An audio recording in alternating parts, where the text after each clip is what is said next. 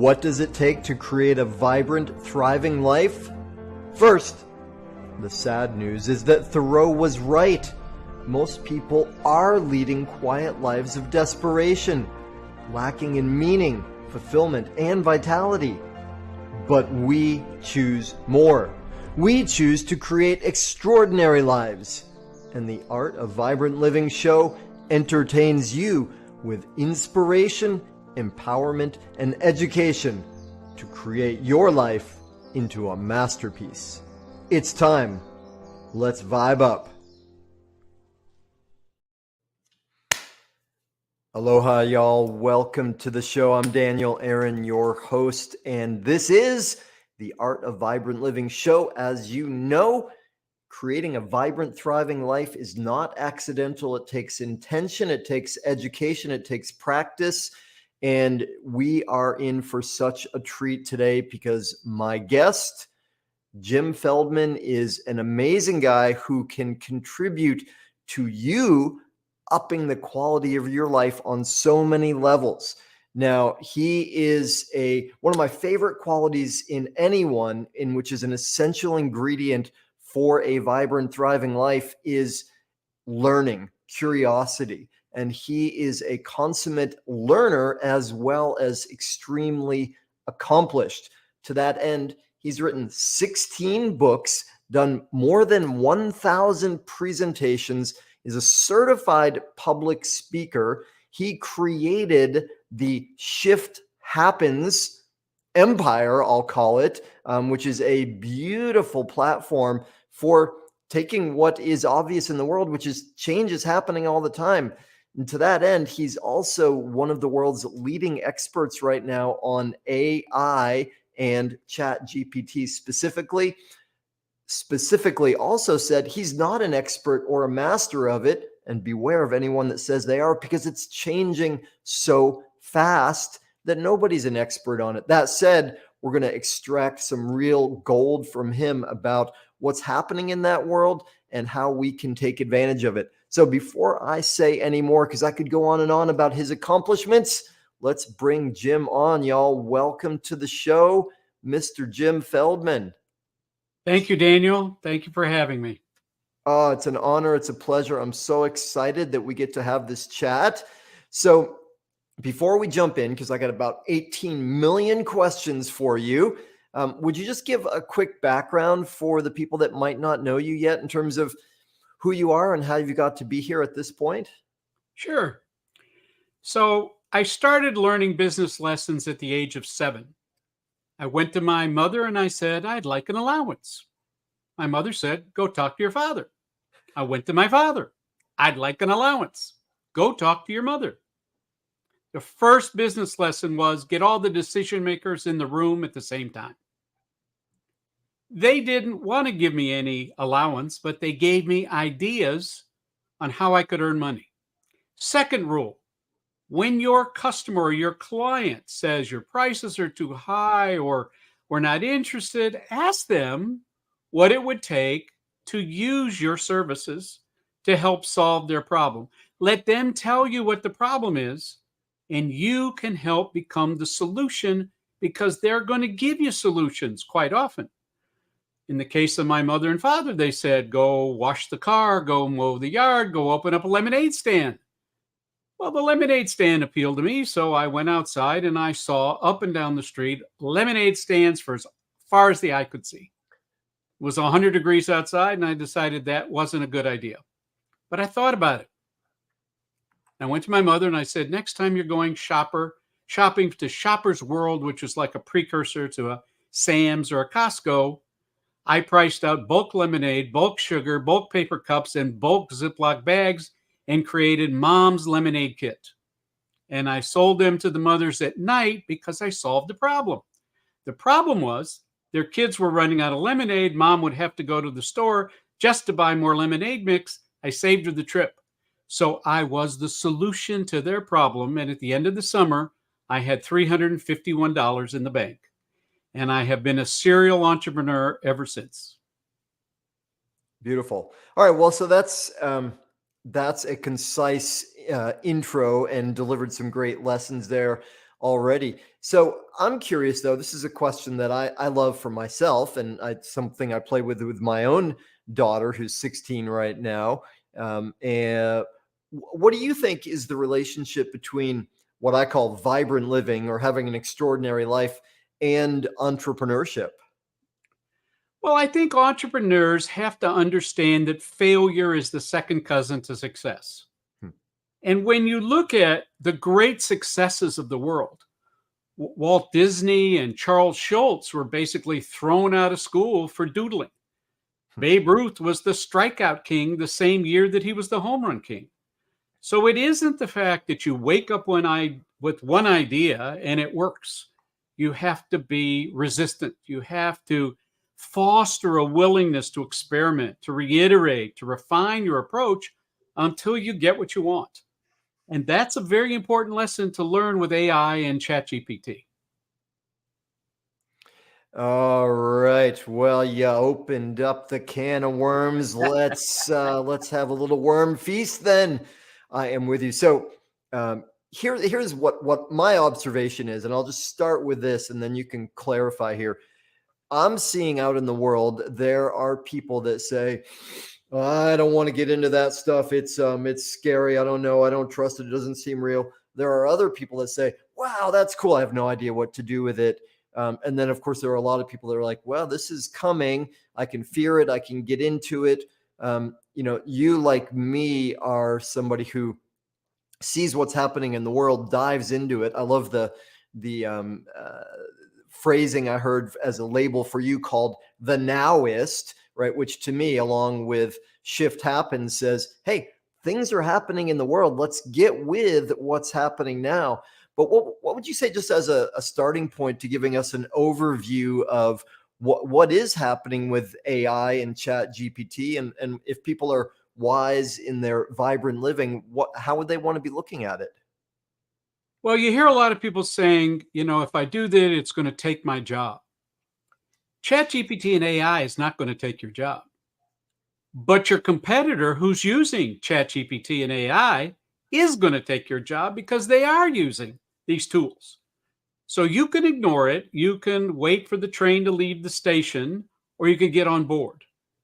My warning is that the train is moving so fast that when it stops in the station, you better get on. I heard someone say recently, if somebody offers you a ticket to the moon, don't complain about which seat you're in. Just get on board. And that's the same thing with ChatGPT, AI, Jasper, Bing, Watson, whichever format you try to play with. It is an amazing tool, but it's like fire. Fire can cook your food, fire can heat your house, and fire can burn you. So be very careful. And the first thing I would say to everyone listening is trust, but verify. Because ChatGPT and everyone else that's out there doesn't check their own work. That's your job. It doesn't make decisions for you. It gives you alternatives. It gives you things to think about. But what's between your ears is still more powerful today than anything else that's out there. But what it has done is it's allowed to turbocharge your brain to come up with things quicker, smoother, faster, point you in directions that you hadn't thought of, and leverage your wisdom to make more money, save time, and in fact, be a better problem solver. Beautiful. Yeah, I'm with you on that.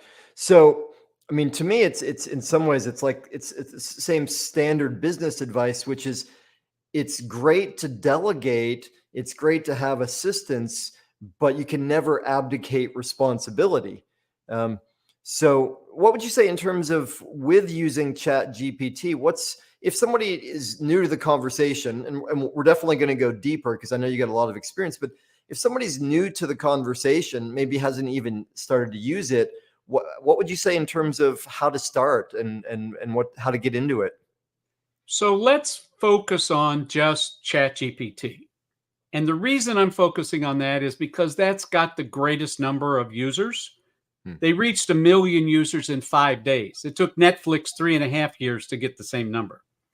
That's not to say that you shouldn't look at or consider the other ones that are out there, but we don't have enough time to go into everything. So let's just say with ChatGPT. So ChatGPT has two versions. It has a 3.5 version, which is free, and a Chat version 4, which is $20 a month. Pay the $20 a month. The difference is night and day. You have all kinds of tools and accessories. And let's face it, OpenAI, like any other company, has invested in this business and they're trying to recapture some of their money. At $20 a month, you can't hire an assistant.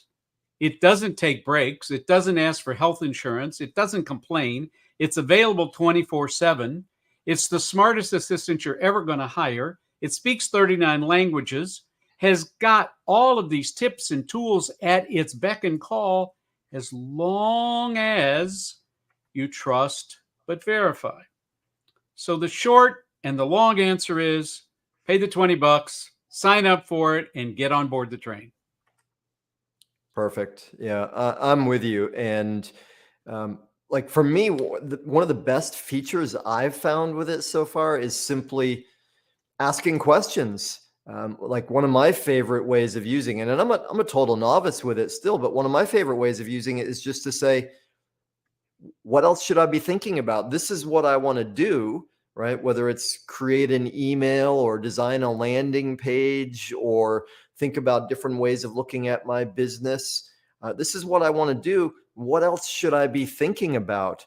And questions to me are one of the keys to life, from that basic concept of ask a better question, get a better answer, use the brain in an intelligent way. So how do you use ChatGPT in terms of questioning and getting different perspectives? So the first thing that I do with ChatGPT is I gave it a name. I gave it a name so it has a personality, and I talk to it like it's the assistant sitting next to me. Now, let's suppose that you hired this really bright assistant. You've still got to train it. You've still got to help educate that assistant on how you think, how you'd like your answers returned, what kind of research backup you expect. So you say all that to ChatGPT. And so when you say asking questions, the questions are referred to as prompts. Prompts. A prompt is a question. The more detailed the prompt, the more detailed the response. And I've discovered that the more emotional you make the prompt, the more focused the response. So I'll say to my assistant, who, by the way, I named Mr. Spock, because Mr. Spock was the ubiquitous, logical, unemotional individual in Star Trek that was always the go-to person. So I say, Mr. Spock, I'm thinking about a podcast, and the podcast is going to be put out there where there's thousands of podcasts. What would make my podcast unique? And who do you suggest is my target audience? And what day of the week do you think would be the best day? And what time during that day would you suggest? And how long should the podcast be? Should it be active, passive, interactive? So let's start with that. And I'd like you to give me the bullet points in the hierarchy of needs versus solutions. And I hit the button. And all of a sudden, ChatGPT almost instantaneously starts writing. Now I go down the list and I go, wow, number 4 is interesting. So I'll copy number 4 and I'll put it back into the prompt. And I'm saying, using above number 4, reiterate the question, please expand it and give me examples of what you're talking about. That's the way you would talk to an assistant. If the assistant came to you and said, here's all my research, and threw it on your desk, and you'd say to the research assistant, well, what were your conclusions? Well, you didn't ask me for conclusions. I haven't read any of this. So help train your assistant to read and understand the information that they're giving you, and then refine it and start to laser. You've all heard about sales funnel. You sort of bring it down. That's really what you're doing with a prompt. You start here and you just kind of bring it down into that laser focus. Yeah, that's beautiful. This is a strange analogy. I'm curious if this will make any sense to you. Years ago, when I first discovered that TV is different now than it was when I was a kid, that they upped the quality with television, I heard about this show called House MD. And because I was a longtime fan of Sherlock Holmes and all those stories, and I learned that House MD was based on that, I was like, all right, I'll check it out. And I checked out the show. And for those who don't know the show, House MD is a doctor, and he's like the most brilliant diagnostician ever. And and you're nodding. Do you know the show? I do. Yeah. Okay. So he brings together, and I'll just continue a little bit for those who might not have seen it, but he brings together a team of assistants, and basically he gets them together and says, okay, we've got this really big problem. Let's talk about it, everybody. And he asks them questions. And, and what I saw from it is 99% of his process is just to get a dialogue going, just to get them to prompt him with different ideas and different ways of thinking about it. And for me, since I've been playing with ChatGPT, that feels like a lot of what it is. When I reach a point where I'm like, I don't know what else to do, I don't know how else to think about this, then I go over to my assistant, who, thanks to your advice, I have named SS, meaning Strategy Sage, right? I say, hey, SS, this is what I've got so far. What am I missing? Can you analyze this for me? What else should I look at? And invariably, I get jumping off points of what else I can consider, what else I can do. Does that make, what do you think of that in terms of an analogy? Again, if you're using it like an assistant, it's a perfect analogy. Sometimes I will actually say, hey, Mr. Spock, help me craft the questions because I'm not getting the responses I'm looking for. So what am I saying wrong to you? And once again, it comes back and basically says, hey, dummy, I told you how to do this. You're not doing it. Follow my directions. And while we make light of that, remember ChatGPT and all the AI is based on language. And right now, the more focused your language, the clearer your language, the clearer your prompt, the better the responses. But if you don't get what you want going in, ask it again. Now, one of the things that most people don't know is when you open up ChatGPT, on the left side, there's a big black border, and somewhere on there is going to be the email that you use to sign up. When you click on it, it lets you open up a couple of menus, and one of them is customize your instructions. And the first question is, tell me about you. Write your own profile. And it gives you a very generous 1,500 words. Now, I've heard people that have gone into ChatGPT and say, you write the bio. Now, you got to remember that until 2 weeks ago, ChatGPT was not connected to the internet. It's only the last couple of weeks that it actually can search the internet. So prior to that, it's whatever you had written, what was on the internet prior to 2021, which may not have been current. So people got very frustrated and said, well, ChatGPT is not so smart, I'm not going to use it anymore. But ChatGPT would told you from the beginning it couldn't search the internet. So that's number one. Come up with your profile.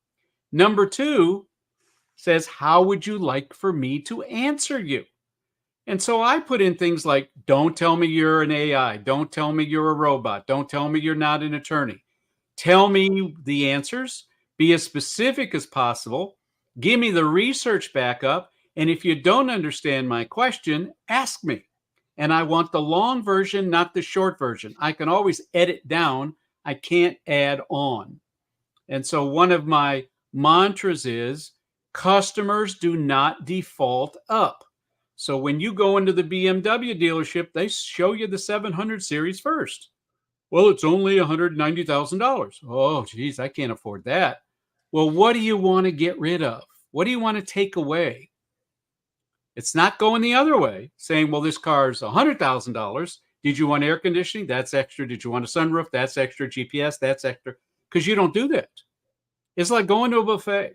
Smart people that go to a buffet walk the buffet line first. They don't start filling up their plate.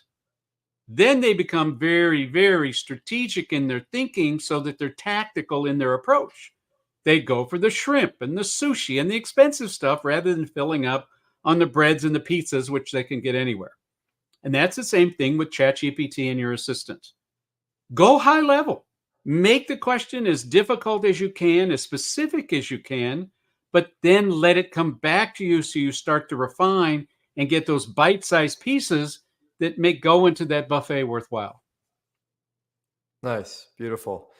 Well, it's like so many things. It's the way you use it, the approach you take to it, and the learning process. So I'm curious for you, Jim. Then, what attracted you to it? Like I mean, a lot of people, myself included, are using it, experimenting with it. There's some people that are afraid, and maybe they're going to warm up to it now because it's there for us and inevitable that we're going to need it.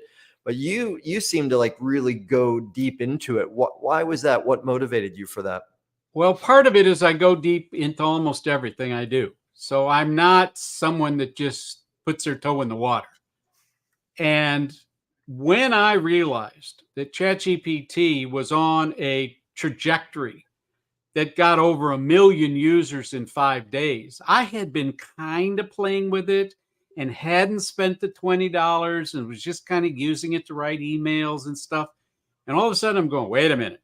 There's 1 million people signing up for this. This thing is going to be awesome. And I got to figure out how to control it. And I don't mean control it like take control, but control me to understand how to leverage it. When I was getting my pilot's license, I learned that one of the most important things on the airplane was called the trim tab. This little tiny thing that helped keep the plane level. Without the trim tab, you're constantly fighting with the ailerons and the rudders and everything else trying to keep it level. But once the trim tab is put into place, it kind of takes care of itself. And that's the way I kind of look at the ChatGPT. Figure out what it does well and start to leverage it. Now, let me make a distinction for you. ChatGPT is only one AI tool. And there's a lot of AI tools out there that you can use to help augment what you get from ChatGPT. So let me walk you through a real quick one. Whatever I write in ChatGPT, whether it's a book, which I'm cranking out like every 7 days, whether it's a video, which I'm cranking out every 30 minutes, or emails, which I'm cranking out because I multitask, I run it through Grammarly. Grammarly has been around for a while, but it's now an AI tool as well.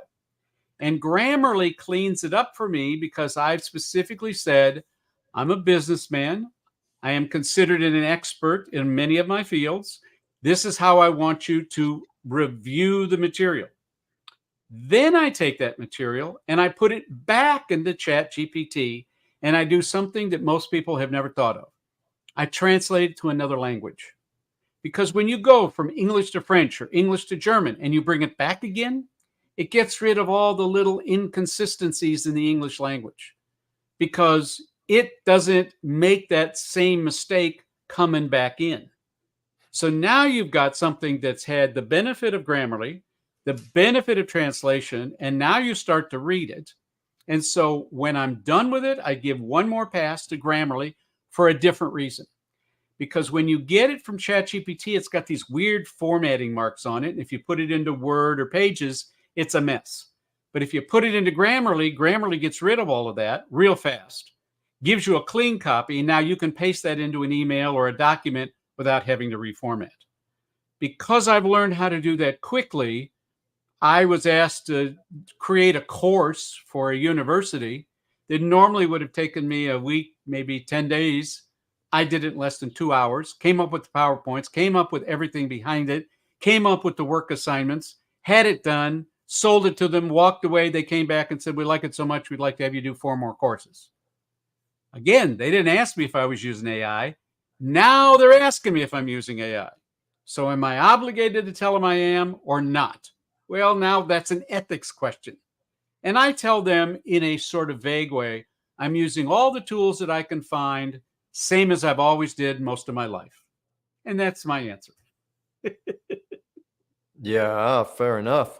Well, boy, there's so many different ways we can go with that. I want to step back a little bit, though, and I think there's more specifics for us to go into with AI and ChatGPT. And I appreciate you making the distinction that ChatGPT is one form of it, and then there are these other ones And you mentioned Grammarly and the way that's working now. One of the things that I started thinking about, and I've seen other people comment on this a little bit when ChatGPT first came out, which now I'm realizing, gosh, it's been almost a year, right? It was like, last year, end of December, something like that. That's when I first heard about it. Mhm. Um, and there was that, as you mentioned earlier, a concern among certain people out there that, well, it's going to take my job away, and it's going to, have these negative effects. But one of the things that I was thinking about with that is, well, okay, so if AI has certain abilities that are going to go beyond what we can do, right? Because it's got capabilities that humans don't have. Well, what's the flip side? What are the capabilities that humans have that AI is not going to have, right? And doesn't have. And I got some ideas on that, though. I'd love to, solicit from you your perspective, if the question makes sense. If you think about it for just a second, let's go back to my assistant. My assistant has no emotion. My assistant has never run a business. My assistant is so smart that it thinks everything it says, is perfectly right, but it's Hmm. not. So at the end of the day, the human element still is still much more intuitive in terms of the real world application than the chat or the AI that you're using. However, the chat and the AI tools are much more efficient at what they do, not necessarily intuitively, but mechanically. And so if you think about a screwdriver and you can turn it by hand, it's sometimes better to use a motor, but sometimes that motor's too powerful and can strip the screw. So you have to make these decisions of how you're going to use the tools to your best advantage. Let me give you an easy one that I think everyone would like. When you're in a Zoom call, there's always chats going on in the background. And they say, well, if you want to save it, click those three dots. And what you get is a run on text sentence, which is a bunch of you know what to deal with. Well, I've been working with a company for about a year who brilliantly has come up with an AI type tool that converts all of that into snippets of who said what that can be imported into your CSM system. And it's a very inexpensive tool. And I put the link in and you could share with them. It's called ChatBridge.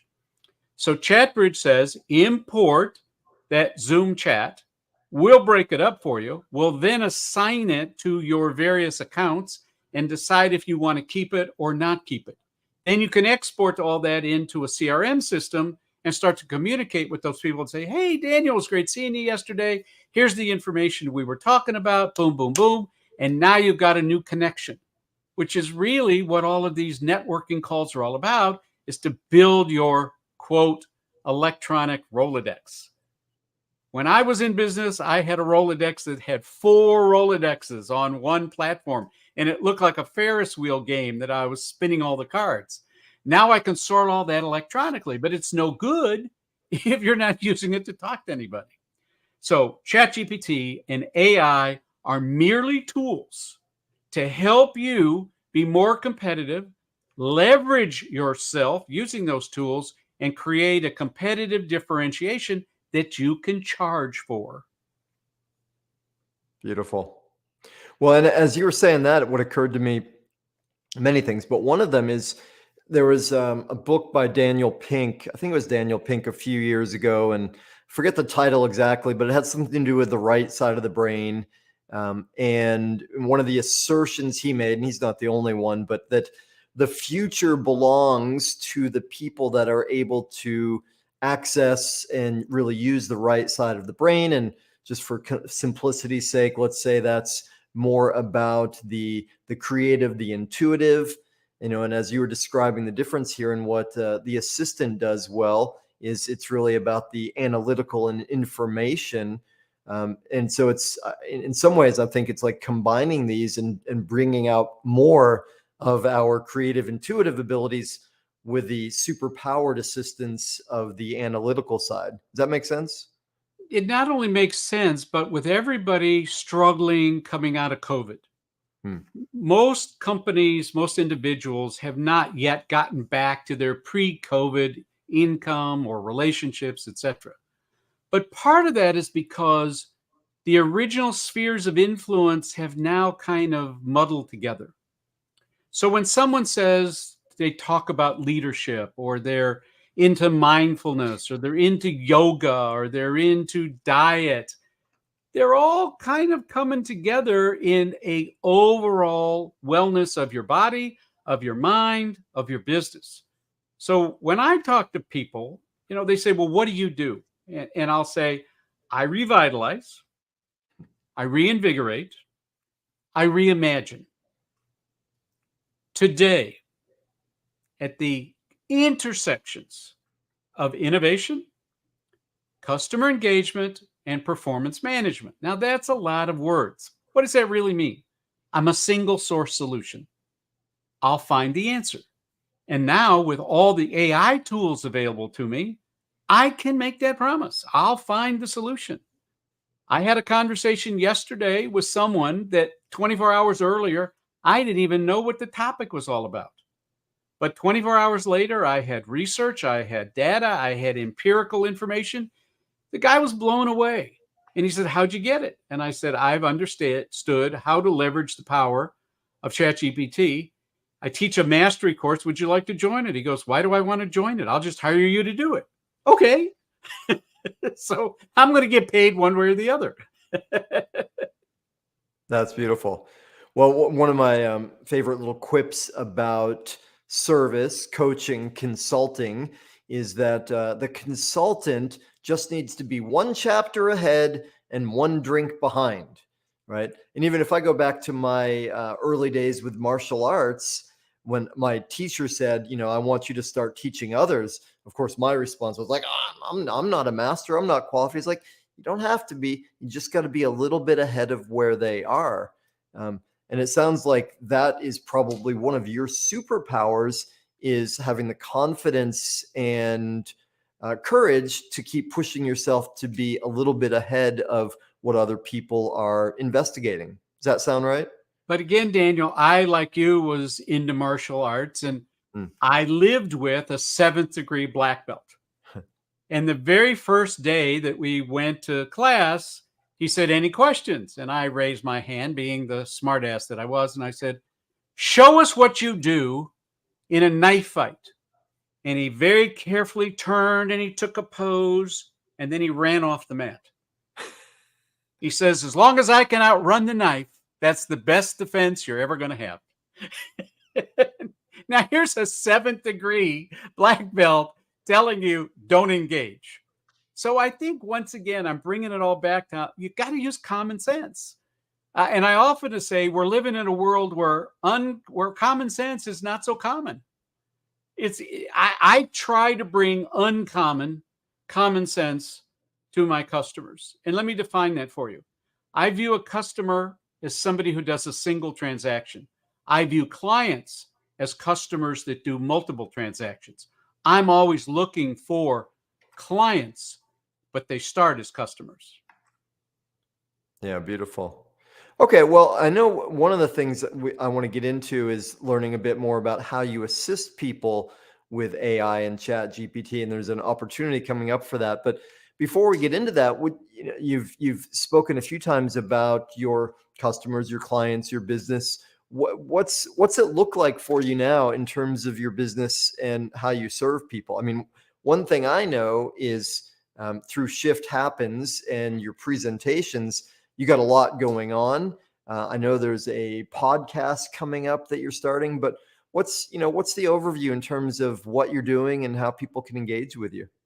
So the overview is that pre-COVID, most of my clients had been with me 25, 27 years.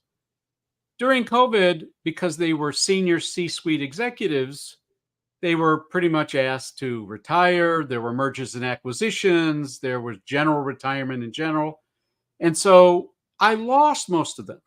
Now we're coming out of COVID, and their replacements are younger people that have great educations but have no experience. They also have no decision making, generally speaking. And so everyone's afraid to make a decision. So I have had to pivot and try to teach people how to use these tools. And along the way, many of the people, as they learn the complexity of using them and learn the amount of time it takes to understand them, have said, you know what, let me just hire you to do it. So it's creating a whole new business direction for me that really isn't any different than what I did before. My last book was called Thinking Inside the Box Using 3D Thinking. And I'm repurposing that book to say Thinking Inside the Box Using 3D Thinking Powered by AI. Hmm. And so now it takes it into that turbocharged arena where you can quickly understand that most of the time I can get the answer very quickly, but I don't give it quite as quickly because I don't want to make it look like it was easy. If you make it look like it was too easy, then people say, well, why should I pay you for it? So you just kind of have to hold back on your enthusiasm while I go back to Mr. Spock and say, well, what if he says this? Or what if she says that? And so I'm always prepared for well, it's too expensive, or, oh, we don't have time, or let me get other people to talk about it, etc. So I've always got that ready to combat their reluctance to make that decision. Okay, perfect. Well, that's great what you said, and it opened up two parallel paths for me. One being, and hopefully we'll come back to this about the title of that book, which I love. But before we get to that, part of what you spoke of around decisions reminded me of one of my favorite books, James Allen, and As a Man Thinketh is the title. And there's something he said in there, which is that wise and successful people come quickly to decisions and slowly to change them. People that struggle in life, I'm paraphrasing, are slow to make decisions and quickly change them. So, the way you describe the changing landscape of the people you work with and the challenges with decisions, it sounds like that's something that you have some perspective on. So what does that mean to you, what James Allen said? So one of my favorite books was a fellow named Robert Feldman. Everything I learned in kindergarten. Hmm. And it's one of those kind of books that is filled with common sense. And I think at the end of the day, there is the technical of whatever the subject is, but there's always the application. One of my favorite examples is the woman who's got a clogged sink. And after waiting 2 weeks, the plumber shows up, looks at the sink, walks around, checks it, goes and gets this big mallet and whacks the side of the drain. And voila, the drain is now working. And he hands her a bill for $100. And she goes nuts. $100. All you did was whack the side of the sink. That's not worth $100. He goes, you're absolutely right. He takes the bill, he tears it up, he writes another bill, he hands it back to her, and it says, whacking the side of the sink, $1. Knowing where and how hard, $99. Sometimes Absolutely. you have to take into account who your audience is and how you give them back the answer, because the benefits of streamlining this information and the benefits of having all these tools also needs to be tempered with what people will pay for it or what their expectations are. So you need to manage those. I once gave a talk to the American Dental Association. I said, what's the biggest problem you guys face? And they go, something as simple as filling a cavity, because we charge $125 and they don't think it's worth it. And I said, that's because you guys have priced it wrong. Filling the cavity is $50. Did you want it to hurt or not? Because the Novocaine is $100. And guess what? Everybody wants the Novocaine. Now, when I give you the shot of the Novocaine, did you want that to hurt or not? Oh, no. Well, the topical to numb the gums to give you the shot, that's $35. So suddenly you've picked up an extra $100 in revenue and you have a very happy patient. So think about how you package up this information and how you can use the leverage of AI and ChatGPT to not only monetize what you're doing, but to really put it into a perspective where your customer, your client, is happy to pay you. Yeah. which is a win-win for everybody when you do that. And part of the way I hear what you're saying is, well, one, it's about the perception that you are offering. It's about the framing. And let's stay with this for a minute, because a lot of my clientele, a lot of the people I serve are coaches, healers, solopreneurs, and so many of them are in the process of moving away from charging based on their time, X number of dollars per hour. And part of what I'm often coaching them on is to say, well, what is the result that you give them, right? What's the real thing that they want? And, going back to the knock the side of the sink example, right? It's so important for the people I serve to understand, like, their own development and their process and their learnings and what they've overcome. That's all part of what gives them the authority or the credibility to charge what they charge to help people. So what do you say to people, or how do you help them to understand charging based on the result as opposed to charging based on time? I always charge by results, and I always pay on results. I don't care how long it took you. If you can give me the results in 5 minutes and they're the right results, good for you. If it took you 5 hours, not my problem. So when I go to my customers, I give them two choices. This is the cost for the project, or I'm willing to partner with you. What do you mean you're willing to partner with me? Okay, let's see. How big is your problem? Well, my problem is a $100 million problem. Okay. So with or without me, you got a $100 million problem. If I can reduce that by 50%, what's that worth to you? You just picked up an extra $50 million. Well, what do you want? I want 10%. 10%? Why would we give you 10%? That's $5 million. Okay. Without me, you got a $100 million problem. With me, you got a $45 million problem. Which would you rather have, given what you're going to have to pay me? So people will say, well, Jim, I don't deal with people that way. Well, let me give you an easy one. Daniel and I are walking down the street. I don't know Daniel. He doesn't know me. And I say, hey, Daniel, you look like an honest guy. If you'll give me $1, I'll give you back $10. Daniel goes, well, how do I know it's not counterfeit? How do I know you're going to give it to me? Once you get beyond all that, here, examine it, look at it, sniff it, smell it, whatever you're going to do. There's my $10. Give me the dollar. Daniel, would you do that? Everybody will do it. Now you got to get your customer to do the same thing, because they are focused on what you're going to make, not what they're going to make or what they're going to save. So you've got to put that back in perspective, saying, Daniel, you got a $100 problem. You're going to spend $10 with me, and I'm going to give you back $90. What is wrong with that? You've 9 times your investment. Anytime you can 9 times an ROI on a problem, that's a pretty good day. Sometimes they get, well, Jim, I just don't think you're worth $10.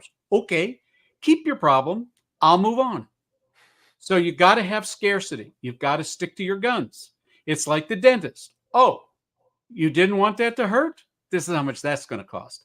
But when you bundle it together, then you don't see the residual benefits or how you're going to want or not want that ultimate solution to appear. I often can give my clients a solution that they cannot implement. It's not intentional, but I know based on what I've done for my homework, they can't do it by themselves. So I'll go, here's the solution.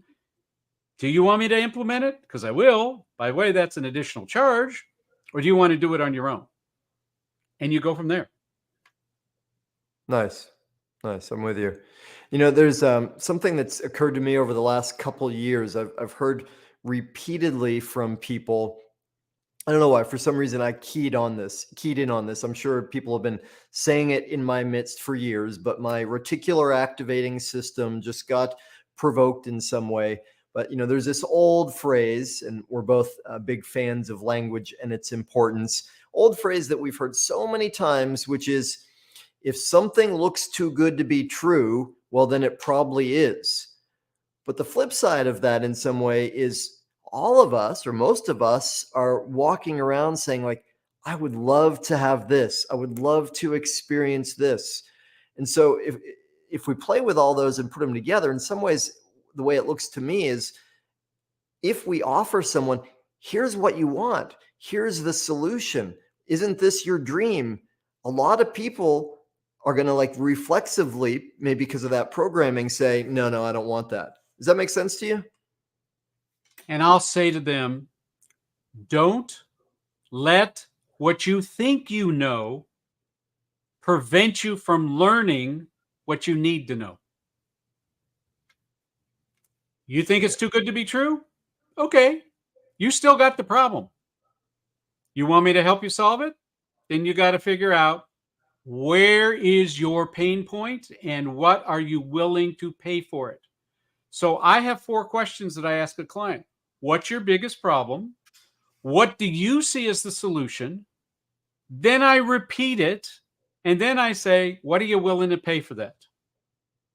Now, here's an easy one. During COVID, many speakers couldn't go out and do live events. And so it all became virtual. That's how Zoom got to be so big. But during that time, they kept reducing and reducing and reducing what they got paid for. And so they became their own worst enemy. Because now, as we're coming out of COVID and the live meetings are coming back, the meeting planner goes, well, I didn't pay you that much money when we did it, on Zoom or whatever. And you go, yeah, but this is now live. I got to get on a plane. I got to stay in a hotel room. I've got to rent a car. I've got to do all kinds of other things that I didn't have to do before. So where do you see that you can still buy it as if I'm sitting in my home office versus I got to get on a plane or take a train or drive or whatever it is to do the live event? I had someone call me locally and say, we want you to do this event and our budget is X. And X was almost insignificant. And I said, let me just point out to you that if I take an Uber from where I am downtown Chicago to you in the suburbs and back again, I've lost money just on the Uber. So why would I do this? Well, are you busy that day? I said, it's got nothing to do with it. I'm still bringing you my intellectual property. You still found me. You're the one that has the need. Well, we're going to hire somebody that we can afford. And I said, let me paraphrase this for you. This meeting of your 200 top salespeople that have come in from all over the country are going to hear somebody who thinks that their content is almost worthless because they're willing to accept that very small fee that you're willing to pay them. And you're the one that's going to take the hit, not the speaker, because he or she's gone. But you're the one that made that decision. And are you willing to risk your job on that? Gee, when you say it like that, I better rethink that. Okay, call me when you've got a realistic number. Now, sometimes that realistic number is the way you package it out. So for instance, in this case, this was a company that had a product that I could use. And so I said to them, all right, I'll tell you what, I'll take part of my fee in this product and the other part will be in cash, et cetera, et cetera. And as it worked out, I really got a better deal for me than I would have gotten if I just had accepted his low offer on what they were willing to pay. Another rule of thumb, everybody's got something that they don't value as much as you do. Figure out what it is. I've done barter with my dentist to teach customer service to the dental office and how they treat their patients. And I've also made a big point of it. I go, if it hurts when I'm here, I'm not doing the customer service stuff. So you got to make sure that it doesn't hurt me. Okay, Jim. And I'll go in there and, swallow this pill and sit in this chair and listen to this music. And somebody will come in and massage your head and, blah, blah, blah. And then, hey, when are you guys going to start? Oh, we finished 5 minutes ago. That's great. Well, I love what you said in your response to that, I don't know, meeting planner, the one that was going to hire you and offered you that really low, insignificant fee. And part of the way I relate to that is something that I always say before I start working with a new client is, look, my commitment to you is to serve you, not necessarily to please you, right? And the way you put it just now is you're like, well, let me paraphrase what you said to me. So you fed back to them their own thinking, which previously had been unaware for them, right? Which for us is like, well, that's a really non-common sense way of looking at this. It's a hurtful way. It's not going to get you what you want in your life and business. But from my perspective, it took courage for you you could have just said, okay, well, see you later, right? But you instead said, well, let me feed this back to you, right? So does that make sense in terms of the serving? I think any time that you can get somebody to realize what they're doing, Hmm. and then if they don't, feel free to remember this phrase: stop trying to sell your big ideas to small-minded people. Hmm. It's a waste of your time. So if your time is not valuable, then you spend all this time trying to convince someone to do something, and then you end up regretting it. Instead, walk away. Instead, focus on those people that value your intellectual property, your ability to solve a problem, your ability to deliver a solution. And if they don't get it, okay, they don't get it. Move on. Yeah, nice. Well, and so much of what you described really is about knowing and owning your own value, right? And I think that's one of the biggest problems for so many people, especially people that are new into business, is that they just haven't owned that, right? They haven't possessed or really got their own value. So, as our time is unfortunately running out soon, um, what would you say? What would be a piece of advice you would give to someone who is needing to learn that lesson and understand their value more?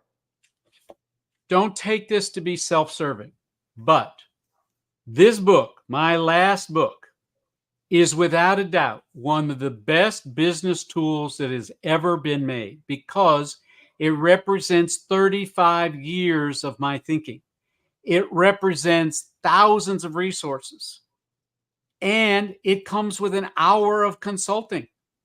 So the way I priced out the book was you buy the book and somewhere, sometime, you can talk to me about a given problem that you're having.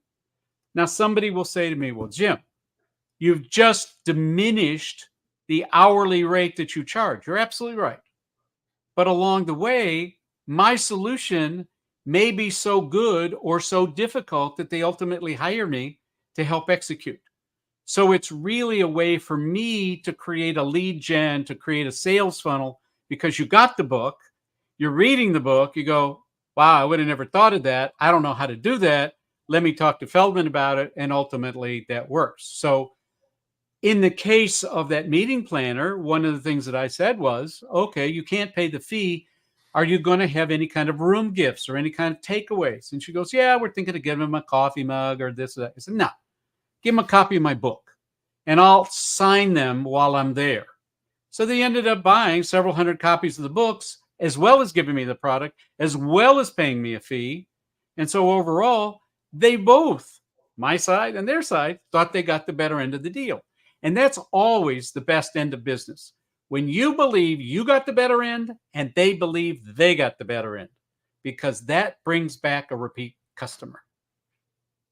Beautiful. Well, and part of what I heard you say also is another principle that I so value in business, which is giving people more than they expect, right? Over delivering. So you're adding on the consulting with the book, is to me, that sounds like another way of saying, I want to give more, right?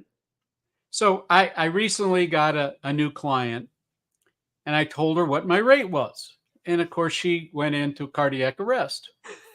And I said, what's been working with you so far? She goes, well, I spent 12,000 on this and it didn't work. And I spent $15,000 on this and this didn't work. I said, well, what are you complaining about my fee? She goes, well, I've run out of money. And I said, okay, so how do we fix that? Hmm. She said, well, this is how much I can come up with. I said, tell you what, I'll take it. But I'm going to be able to see that you're starting to make money again. And when you make money again, then you still owe me X. Now, we could always say that she's going to not do that or I'm going to have trouble collecting it. But remember, I'm getting into her so much that she wakes up and says, I need to talk to Feldman. I know he can solve this for me. I have 2 sleepless nights. she's now getting, shall we use the word addicted to having me as her assistant. And I've said, I do this 7-week course in how to use ChatGPT. And no. I don't want to do that. I like being able to pick up the phone and call you. You solve the problem and I can move on to the next thing. Now, it turns out that what she has done is she has created this beautifully well-written book on wellness, 300 and something pages. And I said, let me help you promote it. So we're going to use that as a giveaway item initially for another promotion that we're doing. That will get her exposure. That will get her feedback. That will get her some distribution. And it's a win-win for everybody. We're giving away an expensive book. She's getting new customer acquisition without spending any money. She's going to get feedback because when we give it to those people, we're going to ask them to give an evaluation and suggestions. So you start to come up with a synergy that really becomes 1 and 1 equals 3. And anytime you have a 1 and 1 equals 3, everybody's happy. So to those people that are struggling in their coaching or any other businesses, I will say this. Number 1, get on board and look at ChatGPT or any of the others that are out there and see if you really want to learn to use it. But at least get familiar with it. Once you've made that decision, you could decide you want to take somebody's course. If you take a course, whether it's mine or anybody else's, do the homework. Do what they tell you to do. I do recommend you don't take a 1-day or a 1-weekend course because it's like drinking water from a fire hose. You'll get a lot of information from a lot of really smart people. You'll never be able to implement it because it's too much too soon. The advantage of our course is that it's 7 weeks. It's 2 hours once a week. It's 1 hour of material and 1 hour of reviewing what you did the previous week. So you're constantly walking up the stairs. You're doing one step at a time. And at one step at a time, you end up, because we help you solve a specific business problem. And typically the business problems that we're solving are giving people a 10 to 20x times investment on their ROI. So again, think about your own business, think about your own coaching, set that goal, and make sure that they are doing their part. Because if they're not, you're the one that's going to get blamed for it. You're the one that didn't help them lose weight. You're the one that didn't help them have a better romantic relationship. You're the one that didn't teach them how to cook. But you say to them, hey, did you do what you're supposed to do last week? No. My kids got in the way. I had to take them to soccer practice. Stop. That's not going to work. So shall we just quit right now and I'll refund you your money? No. I want you to do this. At the end, they will thank you over and over and over because you held them accountable. So take the role of being that Sherpa, that mentor, and hold your own customers accountable. Hallelujah. So nicely said. Thank you. And to me, that's we haven't even spoken directly about leadership on this call. We'll have to have another at some point because that's a topic we're both passionate about. But to me, that's what I would call spiritual or noble leadership, is taking the responsibility to motivate and extract from your clients what they need to do, right? To actually hold them accountable to a higher standard, which is, of course, what everybody really wants, even if they don't realize it at times. I think that the more conversation you have with them articulating the problem, them saying, the reason I want to lose weight is because my high school reunion is coming up and I want to fit into the dress that I wear. Okay, now we got a certain date. Now we can work backwards and say, okay, you've got 9 months to lose 20 pounds. Anyone in the world can lose 20 pounds in 9 months. It's not that difficult. But you can't lose 20 pounds 2 weeks before the event. So as long as you're helping them with 1 pound, 2 pounds, 5 pounds, 10 pounds. When I was really, really, really heavy, and I mean over 500 pounds, people would say, well, you need to lose half your body weight. I couldn't picture it. But what I did is I said, I need to lose 5 pounds. And once I lost 5 pounds, I said, I need to lose another 5 pounds. And I kept losing 5 pounds, which goes to the old African expression, how do you eat an elephant? 1 bite at a time. How did you put the weight on? One meal at a time, one lazy afternoon at a time. So, from my standpoint, once I did it, I never wanted to go back because I knew how hard it was to lose it. And yet, I still feel every single day I could find another 20 pounds to lose somewhere. I could still come up with a way to eat a little better or exercise a little more because that's always running in the back of my brain. So I have kept my fat pants. I kept one pair. Hmm. And every time I'm feeling a little unhappy, I go put on the fat pants. And I realized that Daniel and I could fit in the fat pants together and there'd still be room. And I go, you see what you accomplished? Now go put on your regular pants that are feeling a little snug. You want them to start to look like your fat pants. And there's the goal. That that's awesome. Although I got to say that's a cruel twist you brought in at the end of our conversation because being a former fat boy myself, that's a whole realm of conversation there that has a lot to do with the art of vibrant living. However, because our time is just about up, I want to make sure we get clear on the course that you are about to launch into, because as I understand it, you have offered a generous discount for people in our tribe, my audience, right? Yes. So would you say just a quick word about what that is? So it's a 7-week course. We're going to meet every Thursday for 2 hours. The class will decide what time and even move it to a different day once everyone agrees. The way it'll work is you'll be given an assignment. You come to the next class a week later. The reason we're picking Thursdays so you could work on the weekends. You come to the class and everybody talks about whatever challenges they had with that assignment. And then we get over that hurdle and then move on to the next assignment. So my partner and I have figured out that what we're offering with the individual coaching and everything is worth about $52,000. Now, we can claim that that's inflated. You can say that's realistic, but it's still a lot of money. We think the course is worth $10,000. Well, people coming out of COVID, $10,000. Okay. So we said, you know what? We'd really like to get this out to a lot of people. So we reduced the price to $29.97. But because we're on this podcast with Daniel, we've got a special offer. He's going to give you a code, and that code is going to reduce it another $1,000. So your total investment for 7 weeks of one-on-one group instruction and coaching and implementation will net to you at $19.97.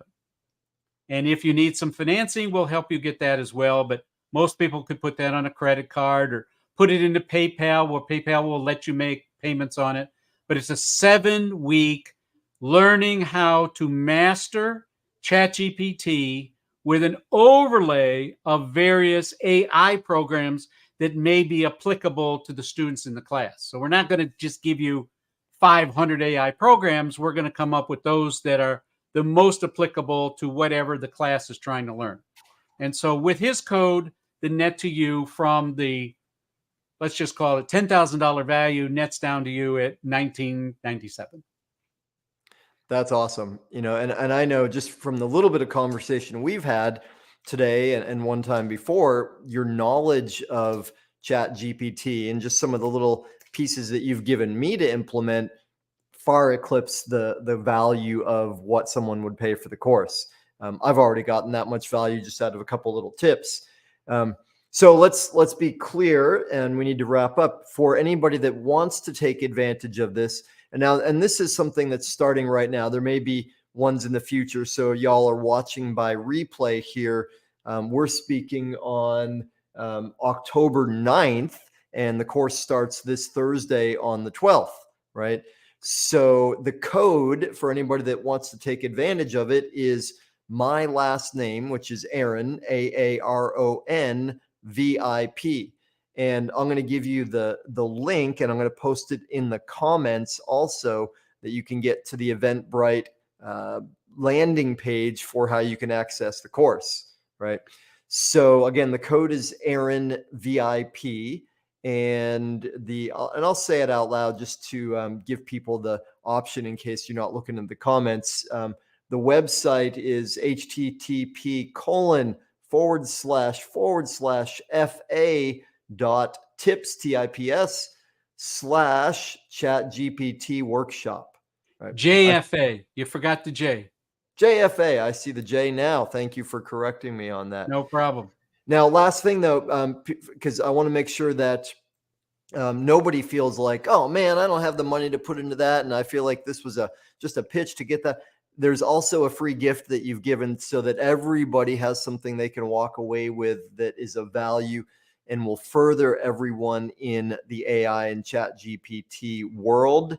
And that is, well, it's the intro to ChatGPT that you shared with me. You want to say a quick word about what that is? So it's a flip book that basically is the things that we talked about. But in addition to that, Daniel, let's remind them we're starting a brand new podcast that will also be free to you.